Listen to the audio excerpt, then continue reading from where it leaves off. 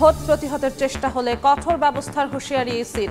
অন্তর্ভুক্তিমূলক করা নিয়ে বিদেশি চাপে নেই সরকার। বদলি পদায়নের দুর্নীতি হলে ছাড় নয়। শেখ হাসিনা কামালের মৃত্যুদণ্ডের পূর্ণাঙ্গ রায় প্রকাশ। জারি হচ্ছে ইন্টারপোলের রেড নোটিশ। ভল্টে পাওয়া 832 ভরি স্বর্ণ বৈধ কিনা যাচাই বাছাইয়ে দুদক।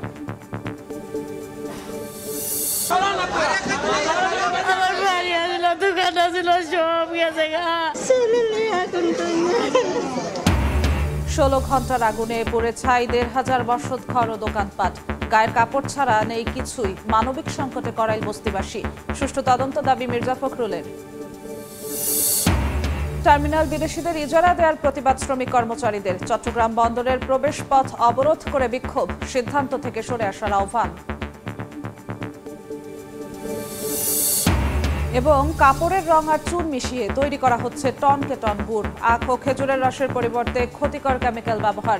রাজশাহীতে অভিযানে 4 প্রতিষ্ঠানকে জরিমানা।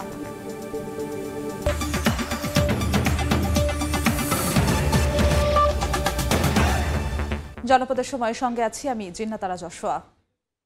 নির্বাচন প্রতিহত করতে চাইলে কঠোর ব্যবস্থা নেওয়ার হুঁশিয়ারি দিয়েছেন প্রধান নির্বাচন কমিশনার এএমএম নাসির উদ্দিন। সকালে বিজিবি সদর দপ্তরে নির্বাচনী প্রশিক্ষণ ও মহড়া পরিদর্শন অনুষ্ঠানে তিনি আরও বলেন, অনাকাঙ্ক্ষিত পরিস্থিতি মোকাবিলা করেই সুষ্ঠু নির্বাচন করবে কমিশন। এদিকে শনিবার একই দিনে জাতীয় নির্বাচন ও গণভোটের মক ভোটিং আয়োজন করা হবে বলে জানিয়েছেন ইসি সচিব। সকাল ৮টা বাজতেই ভোট গ্রহণ শুরু। ১০ মিনিট পরই কেন্দ্রের বাইরে হঠাৎ শোরগোল, বিশৃঙ্খলা। তারপরই কেন্দ্রে ভাঙচুর, ভোট বন্ধের চেষ্টা।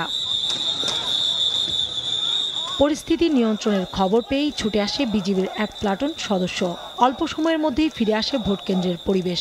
নির্বাচন সামনে রেখে বিজিবির সদর দপ্তরে হয়ে গেল মহড়া। পর্যায়ক্রমে প্রশিক্ষণ পাবেন ১২১০ প্লাটুন সদস্য। অনুষ্ঠানে যোগ দিয়ে প্রধান নির্বাচন কমিশনার এএমএম নাসির উদ্দিন বলেন, আইনশৃঙ্খলা পরিস্থিতি সন্তোষজনক না হলেও ভোটের আগে পরিস্থিতির উন্নতি হবে।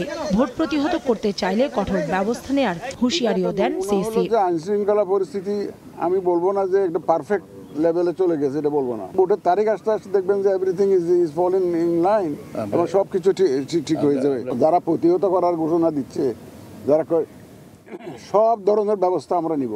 সবাই মিলে এই ধরনের সিচুয়েশন, অনাকাঙ্ক্ষিত সিচুয়েশন আমরা প্রতিহত করব।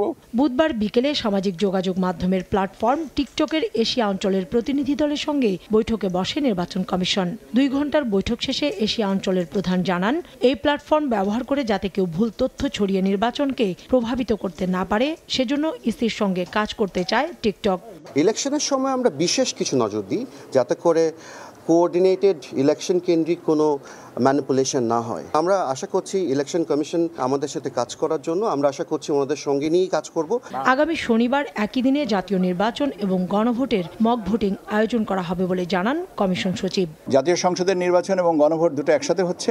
এরপরে নির্ভর করবে যে আমাদের কেন্দ্রের সংখ্যা বাড়বে কি কমবে, ভোট কক্ষের সংখ্যা কতটুকু অ্যাডজাস্টমেন্ট লাগবে। এদিকে 18 ডিসেম্বর পর্যন্ত প্রবাসীরা বিশ্বের যে কোনো স্থান থেকে যে কোনো সময় নিবন্ধন করতে পারবেন। ওপেন হয়ে যাবে সবার জন্য, যে যেখান থেকে তার সুবিধা মতন করতে পারবেন। কাউসারা চৌধুরী, কুমু, সময় সংবাদ, ঢাকা।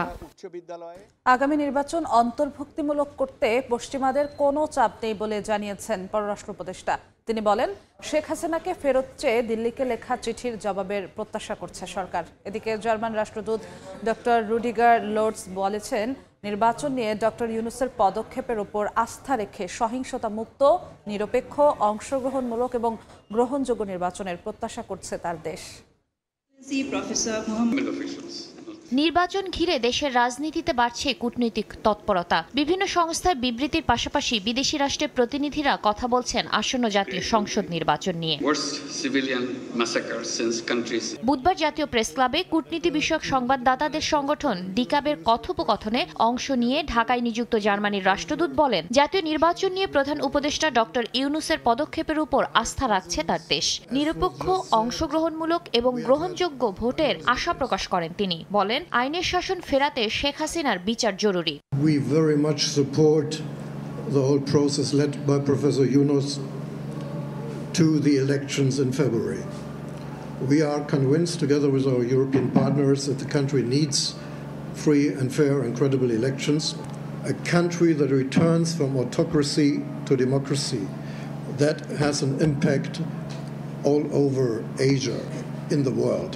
এদিন পররাষ্ট্র মন্ত্রণালয় সাংবাদিকদের সঙ্গে মতবিনিময়ে উপদেষ্টা মোহাম্মদ তৌহিদ হোসেন জানান, আগামী সংসদ নির্বাচন অন্তর্ভুক্তিমূলক করতে পশ্চিমাদের কোনো চাপ নেই। বলেন, ভারত পর্যবেক্ষক পাঠাতে চাইলেই সেই সিদ্ধান্ত সম্পূর্ণ নির্বাচন কমিশনের। পুরোপুরি নির্বাচন কমিশনের বিষয়, এটাতে আমাদের কোনো ভূমিকা নেই। এমনকি আমরা যারা আসবে তাদেরকে কোনো সহায়তা করতেও যাবে না যদি না নির্বাচন কমিশন আমাদেরকে বলে। নির্বাচন কীরকম হবে না হবে ব্যাপারে আমার মনে হয় প্রফেসর ইউনূস স্পষ্ট ধারণা দিয়েছেন। শেখ হাসিনাকে ফেরত চেয়ে দিল্লিকে লেখা চিঠির বিষয়ে পররাষ্ট্র উপদেষ্টা বলেন, জবাব এখনো আসেনি। নোটপ্রবাল আমাদের মিশনের মাধ্যমে ওদের পররাষ্ট্র মন্ত্রণালয়ে দেওয়া হয়েছে, কোনো উত্তর আসেনি। এত তাড়াতাড়ি উত্তর আশাও করি না আমরা, তবে আমরা আশা করি যে এটার উত্তর আমরা পাবো। ফ্রান্স থেকে এয়ারবাস কেনা না কেনায় ইউরোপের সঙ্গে সম্পর্কে কোনো প্রভাব পড়বে না বলে দাবি পররাষ্ট্র উপদেষ্টার। কমার্শিয়াল একটা ডিলের উপরে আমাদের সার্বিক সম্পর্ক নির্ভরশীল হবে। শাতিলা শারমিন, সময় সংবাদ, ঢাকা। জাতীয় সংসদ নির্বাচন ঘিরে ৬৪ জেলার পুলিশ সুপারকে বদলি ও পদায়ন করে প্রজ্ঞাপন জারি করেছে স্বরাষ্ট্র মন্ত্রণালয়। আইন শৃঙ্খলা পরিস্থিতি বিবেচনায় ৩ ক্যাটাগরিতে এসপি পদায়ন করা হয়েছে বলে জানিয়েছেন স্বরাষ্ট্র উপদেষ্টা। সকালে সচিবালয়ে তিনি জানান, আগের 18 জনকে তুলে নেয়ার পর সেখানে নতুন এসপি নিয়োগ হয়েছে। এরপর বাকিদের বিভিন্ন জেলায় নিয়োগ দেওয়া হয়েছে লটারির মাধ্যমে। সড়কে চাঁদাবাজি বন্ধ না হলেও কমানোর চেষ্টা চলছে বলেও জানান উপদেষ্টা।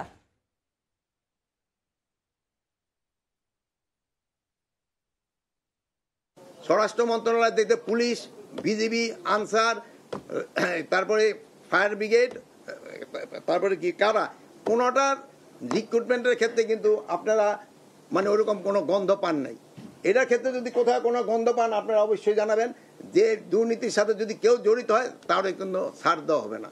জেলাগুলি নির্ধারণ করে তারপরে আমরা এসপিদেরও ওইরকম করছি কারে করে দিব। প্রথম হলো আমাদের টোটাল এসপি ছিল মনে হয় 64 এই জেলায়, তো 64-এর থেকে আমরা 15 আর 3 18 জন আমরা উঠে আনছি। 18 জনের জায়গায় আমরা নতুন জন দিছি, আর যারা পুরানো ছিল ওখানেই। তারপরে ওই লটারি করে যারটা যেই জেলায় যার কপাল আসছে ওই জেলা ছিল। অবাধ, সুষ্ঠু ও গ্রহণযোগ্য নির্বাচন নিশ্চিন্তে অন্তর্বর্তী সরকারকে এখনই কার্যকর ব্যবস্থা নেওয়ার তাগিদ দিয়েছেন বিএনপি নেতারা। একই সঙ্গে সাধারণ মানুষ যেন নির্বিঘ্নে ভোট দিতে পারেন সে পরিবেশ তৈরি করার আহ্বান জানান তারা। এছাড়া লুটপাটের রাজনীতি থেকে বেরিয়ে আগামীর বাংলাদেশ গড়তে স্বচ্ছতা ও জবাবদিহি নিশ্চিতে জোর দেন বিএনপি নেতারা। রাজধানীর নয়াপল্টনে বেগম খালেদা জিয়ার সুস্থতা কামনায় দোয়া মাহফিলের আয়োজন করে বিএনপি। বুধবার সকালের এই আয়োজনে অংশ নেন দলটির নেতাকর্মী সহ সিনিয়র যুগ্ম মহাসচিব রুহুল কবির রিজভী। সকল নেতৃবৃন্দকে আমি আন্তরিক ধন্যবাদ জানাচ্ছি। তিনি বলেন, অবাধ, সুষ্ঠু ও গ্রহণযোগ্য নির্বাচন নিশ্চিত করতে সরকারকে এখনই কার্যকর ব্যবস্থা নিতে হবে। আগামী নির্বাচন রমজানের আগে ফেব্রুয়ারি মাসে এটা যাতে অবাধ, সুষ্ঠু নির্বাচন হয় এবং যেটা সরকারও অঙ্গীকার করেছেন সেটা যাতে নিশ্চিত হয়, তারা নিরপেক্ষ সরকারের দায়িত্ব পালন করছেন, সেই দায়িত্ব পালন করবেন। এদিন দুপুরে কাকরাইলের আইডিবি ভবনে আলোচনা সভায় অংশ নেন বিএনপির স্থায়ী কমিটির সদস্য আমির খসরু মাহমুদ চৌধুরী। বলেন, বিগত সরকারের সময়ে ব্যাপক দলীয়করণ হওয়ায় গভীর সংকটে পড়েছে আর্থিক খাত। আগামীর বাংলাদেশ গড়তে স্বচ্ছতা ও জবাবদিহি নিশ্চিত করার বিকল্প নেই। এটা বড় ধরনের লুটপাটের মহোৎসব চলেছে বাংলাদেশে, এবং ব্যাংক থেকে যে মালিকরা টাকা নিয়ে যাওয়া, ইন্স্যুরেন্স কোম্পানি থেকে বিভিন্ন আবার টাকা বের করা, এই সংস্কৃতিটা পরিপূর্ণভাবে চলেছে বিগত দিনগুলোতে। আগামী দিনে যদি বাংলাদেশ জাতীয়তাবাদী দলকে জনগণ দেশের দায়িত্বভার দেয়, আমরা এটা চলতে দেব না। আলোচনা সভায় দেশের ব্যাংকিং খাতে অতীতে ইচ্ছে মতো লুটপাট চলেছে বলেও মন্তব্য করেন আমির খসরু। ভঙ্গুর অর্থনীতিকে আপনি দেখাতে পারেন। তানভীর হাসান মেঘ, সময় সংবাদ, ঢাকা। জুলাই আগস্টে মানবতা বিরোধী অপরাধে শেখ হাসিনা, কামালের মৃত্যুদণ্ডের পূর্ণাঙ্গ রায় প্রকাশ হয়েছে। তাদের বিরুদ্ধে ইন্টারপোলের রেড নোটিশ জারির কার্যক্রম চলছে বলে জানিয়েছে পুলিশ সদর দপ্তর। 24-এর মানবতা বিরোধী অপরাধের দায়ে গত বছরের 17 অক্টোবর আন্তর্জাতিক অপরাধ ট্রাইব্যুনালে মামলা করা হয়। 1 বছর যুক্তিতর্ক উপস্থাপন শেষে চলতি মাসের 17 নভেম্বর শেখ হাসিনা ও আসাদুজ্জামান খানের মৃত্যুদণ্ডের রায় দেওয়া হয়। একই সঙ্গে সাবেক আইজিপি আব্দুল্লাহ আল মামুন ঘটনার রাজসাক্ষী হওয়ায় সাজা কমিয়ে 5 বছরের কারাদণ্ডাদেশ দেওয়া হয়। শুধু শেখ হাসিনা নয়, অগ্রণী ব্যাংকের ভল্টে পাওয়া গেছে বোন রেহানা ও মেয়ে পুতুলেরও স্বর্ণ। দুদকের মহাপরিচালক জানান, ভল্ট থেকে উদ্ধার 832 ভরি স্বর্ণ বৈধ না অবৈধ তা যাচাই শুরু করেছে সংস্থাটি। এদিকে 2 কোটি টাকার অবৈধ সম্পদ ও 12.5 কোটি টাকার সন্দেহজনক লেনদেনের অভিযোগে সাবেক জনপ্রশাসন মন্ত্রী ফরহাদ হোসেন ও তার স্ত্রীর বিরুদ্ধে মামলা করেছে দুদক। মঙ্গলবার রাতে অগ্রণী ব্যাংকের মতিঝিল প্রিন্সিপাল শাখায় 2টি ভল্টে অভিযান চালায় দুদক। সংস্থাটির কাছে তথ্য ছিল সেখানে শেখ হাসিনার স্বর্ণালংকার রক্ষিত আছে। সম্প্রতি শেখ হাসিনার অবৈধ সম্পদের খোঁজে ভল্টগুলো খুলতে আদালত থেকে অনুমতি নেয় দুদক। অভিযানে দুদক সহ ছিল রাষ্ট্রীয় বিভিন্ন সংস্থা। দুদকের মহাপরিচালক জানান, অভিযানে শেখ হাসিনার 2টি ভল্ট থেকে 832 ভরি স্বর্ণ উদ্ধার করা হয়েছে। তবে পূবালী ব্যাংকের ভল্টে কোনো কিছু মেলেনি। অগ্রণী ব্যাংক প্রিন্সিপাল শাখায় গ্রাহকের নাম শেখ হাসিনা এবং সাইমা ওয়াজেদ পুতুলের নামে লকার নম্বর 751, যাতে আনুমানিক 422.26 ভরি মোট। অগ্রণী ব্যাংকের 2টি লকারে 832.51 ভরি স্বর্ণালংকার পাওয়া যায়। ভল্টে থাকা নথিতে শেখ হাসিনা ছাড়াও শেখ রেহেনা ও সাইমা ওয়াজেদ পুতুলের স্বর্ণালংকার রয়েছে। এই স্বর্ণের বৈধতা খতিয়ে দেখতে কাজ শুরু করেছে দুদক। কিছু স্বর্ণালংকার তার ব্যক্তিগত ছিল, কিছু মেয়ের ছিল, তার বোনের ছিল। এই অনুসন্ধানের সাথে সম্পৃক্ত যেগুলো সেগুলি তারা বিবেচনা করবেন। এদিন 2 কোটি টাকার অবৈধ সম্পদ ও 12.5 কোটি টাকার সন্দেহজনক লেনদেনের অভিযোগে সাবেক জনপ্রশাসন মন্ত্রী ফরহাদ হোসেন ও তার স্ত্রীর বিরুদ্ধে মামলা করেছে সংস্থাটি। দণ্ডবিধির সংশ্লিষ্ট ধারায় আরও একটি মামলা রুজুর সিদ্ধান্ত গৃহীত হয়েছে। এদিকে 8,000 কোটি টাকার সন্দেহজনক লেনদেনের অভিযোগে ইস্টার্ন ব্যাংকের চেয়ারম্যান শওকত আলী চৌধুরীর বিরুদ্ধে অনুসন্ধান দুদক। এবার তার সম্পদ জব্দ, বিদেশ যাত্রায় নিষেধাজ্ঞা দিতে দুদকের কাছে আবেদন করেছেন একদল আইনজীবী। তাসলিম তৌহিদ, সময় সংবাদ, ঢাকা। 16 ঘন্টার আগুনে নিঃস্ব রাজধানীর করাইল বস্তির হাজারো পরিবার।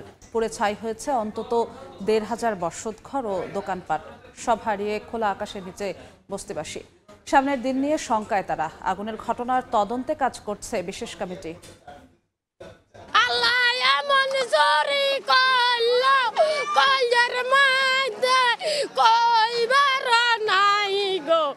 এই বিলাপ সর্বস্ব হারানোর, নিঃস্ব হয়ে যাওয়ার। শত না থাকার মাঝেও বিকেল পর্যন্ত তাদের সব ছিল। এখন সম্বল বিশাল আকাশ আর সামনে থাকা পোড়া ধ্বংসস্তূপ। অসহায় মনে হয় যে আমরা তো অসহায়, স্যার তার কিছু করার। ভয়াবহ আগুনে সর্বস্ব হারিয়ে এখন টিকে থাকার লড়াইয়ে রাজধানীর করাইল বস্তির বাসিন্দারা। দিন কাটছে তাদের খোলা আকাশের নিচে। পুড়ে যাওয়া মালামাল থেকে খুঁজে বের করার চেষ্টা করছেন অবশিষ্ট কিছু। কিচ্ছু বাঁচাইতে পারেনি। বোধ এক কাপড়ে বার হয়েছে, নাতি এক কাপড়ে বার হয়েছে, সব একেবারে মিয়া হয়ে গেছে। এদিকে আগুনে পুড়ে যায় করাইল বস্তির অন্তত 1,500 বসতবাড়ি ও দোকানপাট। ঘটনার কারণ জানতে গঠন করা হয়েছে 5 সদস্যের তদন্ত কমিটি। এরই মধ্যে শুরু হয়েছে কাজ। ব্যাপক ক্ষয়ক্ষতি হলেও এখনো পর্যন্ত কোনো হতাহতের খবর পাওয়া যায়নি। অপারেশনের পরে ছোটখাটো ক্ষয়ক্ষতি আরও পাওয়া যাবে। সুতরাং ক্ষয়ক্ষতির এক্সাক্ট অ্যামাউন্ট কত টাকা হতে পারে, কি পরিমাণ জিনিসপত্র, এগুলো আসলে তদন্তের পরে জানা যাবে। রাজধানীর গুলশান এবং বনানী লাগোয়া প্রায় 90 একর জায়গার করাইল বস্তি। আগুনের লেলিহান শিখায় চোখের সামনেই পুড়ে যায় সেখানে বসবাসকারীদের শেষ সম্বল। গতকাল রাতের আগুনের আগেও এবছরের 21শে ফেব্রুয়ারি রাতে এই করাইল বস্তিতে আগুন লাগে। গেল বছরও 2 দফায় এই করাইল বস্তিতে আগুন লাগে। এই বারবারের আগুন যেন বারবার মনে করিয়ে দেয় সেই একই কথা। এই করাইল বস্তি আর আগুন যেন একই সূত্রে গাথা। আল আমিন তুষার, সময় সংবাদ, ঢাকা। এদিকে রাজধানীর করাইল বস্তিতে আগুনের ঘটনার সুষ্ঠু তদন্তের দাবি জানিয়েছেন বিএনপি মহাসচিব মির্জা ফখরুল ইসলাম আলমগীর। বিকেলে ঠাকুরগাঁও জেলা বিএনপির নতুন কার্যালয় উদ্বোধন অনুষ্ঠানে তিনি বলেন, করাইল বস্তির অগ্নিকাণ্ডে কেউ জড়িত থাকলে তাদের বিরুদ্ধে ব্যবস্থা নিতে হবে। ভুক্তভোগীদের ক্ষতিপূরণের ব্যবস্থা করতে সরকারের প্রতি আহ্বান জানান তিনি। এদিকে বাউলদের ওপর হামলা ন্যাক্কারজনক ঘটনা উল্লেখ করে সুষ্ঠু তদন্ত ও বিচারের দাবি জানান বিএনপি মহাসচিব। হামলা এটা একটা ন্যাক্কারজনক ঘটনা, আমরা এর তীব্র নিন্দা জানাই। আমরা অবশ্যই এটার আপনার সুষ্ঠু তদন্ত দাবি করি এবং নিরসন দাবি করি। অগ্নিনির্বাপণী ব্যবস্থার প্রতুলতা এবং আইন না মেনে চলা, সব কিছু মিলেই এই অগ্নিকাণ্ডগুলো ঘটে। সেই ক্ষেত্রে আমার মনে হয় যে সত্যিকার অর্থেই যদি আইনের প্রয়োগ হয় এবং যথাযথ অগ্নিনির্বাপণ ব্যবস্থা থাকে, তাহলে এগুলোকে অ্যাভয়েড করা অনেক সহজ। আমি সরকারের কাছে দাবি করব, সরকার যেন এদের ক্ষতিপূরণের ব্যবস্থা করেন। নিউ মোরিং কন্টেইনার টার্মিনাল ইজারা প্রক্রিয়া বন্ধ এবং লালদিয়ার চর ও পানগাঁও টার্মিনাল বিদেশি কোম্পানিকে দেওয়ার প্রতিবাদে সোচ্চার শ্রমিক কর্মচারী ঐক্য পরিষদ। চট্টগ্রাম বন্দরের 3টি প্রবেশ পথ অবরোধ করে 1.5 ঘণ্টা বিক্ষোভ করেন পরিষদের নেতাকর্মীরা। এতে বন্দরমুখী পণ্যবাহী ট্রাক, কাভার্ড ভ্যান চলাচল ব্যাহত হয়। বিদেশি কোম্পানির কাছে টার্মিনাল ইজারা দেওয়ার সিদ্ধান্ত বাতিলের দাবিতে ফুঁসে উঠেছেন শ্রমিকরা। স্লোগানে উত্তাল চট্টগ্রাম বন্দর এলাকা। বুধবার সকালে লাল পতাকা হাতে মিছিল নিয়ে নগরীর টোল প্লাজা গেট ও বরপোল এলাকায় খণ্ড খণ্ড মিছিল নিয়ে জড়ো হন শ্রমিকরা। এরপর বন্দর প্রবেশপথ অবরোধ করে বিক্ষোভ করেন তারা। অবরোধের কারণে বন্দরমুখী পণ্যবাহী ট্রাক, কাভার্ড ভ্যান চলাচল ব্যাহত হয়। নিউ মোরিং কন্টেইনার টার্মিনাল লাভজনক প্রতিষ্ঠান, এটি ইজারার সিদ্ধান্ত আত্মঘাতী বলে দাবি করেন শ্রমিক নেতারা। এখানে 6,000-7,000 কোটি টাকা আমরা 2 বছরে ইনকাম করতে পারছি চট্টগ্রাম বন্দর। 30 বছরের জন্য দিয়ে আপনি 7,000 কোটি টাকা নিচ্ছেন, আমরা চুপ করে বসে থাকবো? কোনো অবস্থাতে বিদেশিদেরকে দেওয়া যাবে না, যদি দেওয়া হয় বৃহত্তর কর্মসূচি হবে। বন্দরের কার্যক্রম ব্যাহত ও নাশকতার বিরুদ্ধে কঠোর অবস্থানে থাকার কথা জানান পুলিশ প্রশাসন। এই বন্দর এবং তার আশেপাশে সকল জায়গায় ফোর্স মোতায়েন করা আছে, আমরা সতর্ক আছি। 1.5 ঘণ্টা পর অবরোধ তুলে নিলে স্বাভাবিক হয় পণ্যবাহী পরিবহন চলাচল কার্যক্রম। ফেরদৌস লিপি, সময় সংবাদ, চট্টগ্রাম। আখ ও খেজুরের রস ছাড়াই তৈরি হচ্ছে টনকে টন গুড়। ব্যবহার করা হচ্ছে কাপড়ের রং, চুন সহ ক্ষতিকর কেমিক্যাল। রাজশাহীতে অভিযান চালিয়ে 4 প্রতিষ্ঠানকে জরিমানা করেছে ভোক্তা অধিকার সংরক্ষণ অধিদপ্তর। এ সময় গুড় তৈরিতে ব্যবহার করা ভেজাল সামগ্রী ধ্বংস করে র্যাব। নেই আখ কিংবা খেজুরের রস, তারপরও তৈরি হচ্ছে টনকে টন গুড়। রাজশাহীর বাঘা উপজেলার শাহাপুর এলাকায় 4টি গুড় কারখানার একই চিত্র। রসের বদলে ব্যবহার করা হচ্ছে চিনি, দেয়া হয় আটা, হাইড্রোস, ফিটকারি সহ ক্ষতিকর নানা উপাদান। আকর্ষণীয় করতে ব্যবহার করা হচ্ছে চুন ও কাপড়ের রং। চিনি দিয়ে চুন দেয়, হালকা ভাইরাস দেয়, একটু কালার দেয়, এভাবে গুড়গিনি তৈরি হয় এখান থেকে। আমরা এখান থেকে চিনির গুড় বিলি পেয়েছি। বুধবার সকালে কারখানাগুলোতে অভিযান চালায় র্যাব। এ সময় বিপুল পরিমাণ গুড় জব্দের পর তা ধ্বংস করা হয়। প্লাস্টিকের যে ধোঁয়া যে উঠে, এটা আপনার খুবই ক্ষতিকারক, পরিবেশের জন্য ক্ষতিকারক, এবং এই জিনিসটা তারা এই গুড়ের মধ্যে আপনার যায়, এটা মানব স্বাস্থ্যের জন্য খুবই ক্ষতিকারক।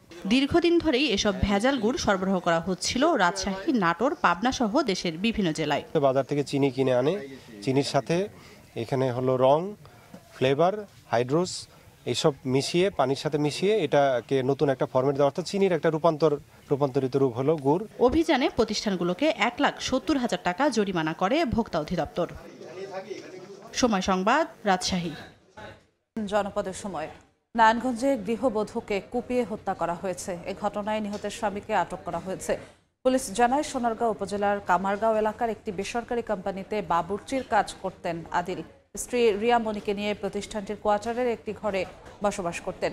সকালে ঘরের ভেতরে রিয়ার রক্তাক্ত মরদেহ দেখতে পান প্রতিবেশীরা। খবর পেয়ে দুপুরে নিহতের লাশ উদ্ধার করে জেনারেল হাসপাতালের মর্গে পাঠায় পুলিশ। নিহতের শরীরে ধারালো অস্ত্রের আঘাতের একাধিক চিহ্ন রয়েছে। হত্যাকাণ্ডে ব্যবহৃত একটি বটি উদ্ধার করা হয়েছে বলে জানিয়েছে পুলিশ। এ ঘটনায় জিজ্ঞাসাবাদের জন্য স্বামী আদিলকে আটক করা হয়েছে।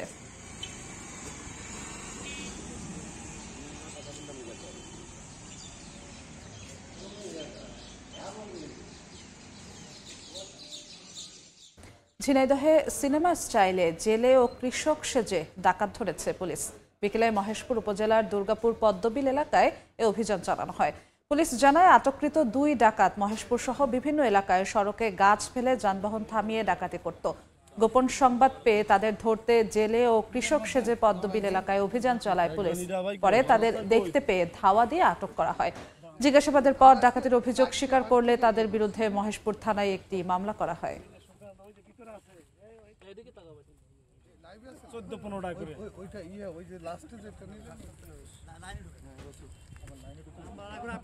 এই যে আমরা আসছি এইটুকু চাঁদপুরে ভেজাল সামগ্রী ও মেয়াদোত্তীর্ণ মালামাল বিক্রির দায়ে 4 ব্যবসা প্রতিষ্ঠানকে জরিমানা করা হয়েছে। হাজীগঞ্জে দুপুর থেকে সন্ধ্যা পর্যন্ত চলে এই যৌথ অভিযান। একটি হাসপাতাল, একটি রেস্তোরাঁ এবং আরও 2টি মেডিসিন কর্নারে ভেজাল সামগ্রী এবং মেয়াদোত্তীর্ণ মালামাল বিক্রির অভিযোগ ওঠে। পরে অভিযানে এসব অভিযোগের প্রমাণ মেলায় প্রতিষ্ঠানগুলোকে মোট 80,000 টাকা জরিমানা করা হয়। দেখছেন জনপদের সময়। দেশীয় জাত, আধুনিক প্রযুক্তি, প্রাণী সম্পদে হবে উন্নতি, এই স্লোগানে সারা দেশে পালিত হলো জাতীয় প্রাণী সম্পদ সপ্তাহ। লাভবার্ড, কবুতর, ঘুঘু, বিড়াল, মুরগি, গরু, ছাগল ও মহিষ, দেশি বিদেশি নানা জাতের পশু পাখির সমাগমে মুখর মেলা প্রাঙ্গণ। দিনব্যাপী পশু পাখির মেলায় অংশ নেন বাণিজ্যিক ও শখের খামারিরা। প্রতিটি স্টলে রং বেরঙের পশু পাখি দেখতে ভিড় করেন দর্শনার্থীরা। প্রতিটি জেলায় 30 থেকে 35টি স্টলে বিরল প্রজাতির আমেরিকা, জাপানের মুরগি, ইন্দোনেশিয়ার মহিষ, ব্রাহ্মা জাতের ষাঁড়, ভারতের গাড়ল সহ 70 কেজি ওজনের ছাগল সহ নানা রকম দেশ বিদেশের পশু পাখি নিয়ে মেলায় হাজির হন খামারিরা।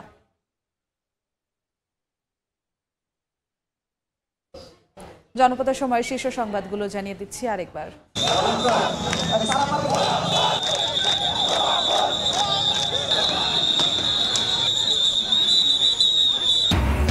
ভোট প্রতিহতের চেষ্টা হলে কঠোর ব্যবস্থার হুঁশিয়ারি ইসির। অন্তর্ভুক্তিমূলক করা নিয়ে বিদেশে চাপ নেই সরকার। বদলি পদায়নের দুর্নীতি হলে ছাড় নয়। শেখ হাসিনা কামালের মৃত্যুদণ্ডের পূর্ণাঙ্গ রায় প্রকাশ। জারি হচ্ছে ইন্টারপোলের রেড নোটিশ। ভল্টে পাওয়া 832 ভরি স্বর্ণ বৈধ কিনা যাচাই বাছাইয়ে দুদক।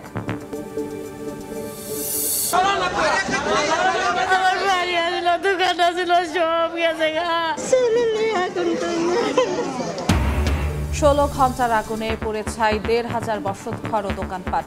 গায়ের কাপড় ছাড়া নেই কিছুই। মানবিক সংকটে করাইল বস্তিবাসী। সুষ্ঠু তদন্ত দাবি মির্জা ফখরুলের।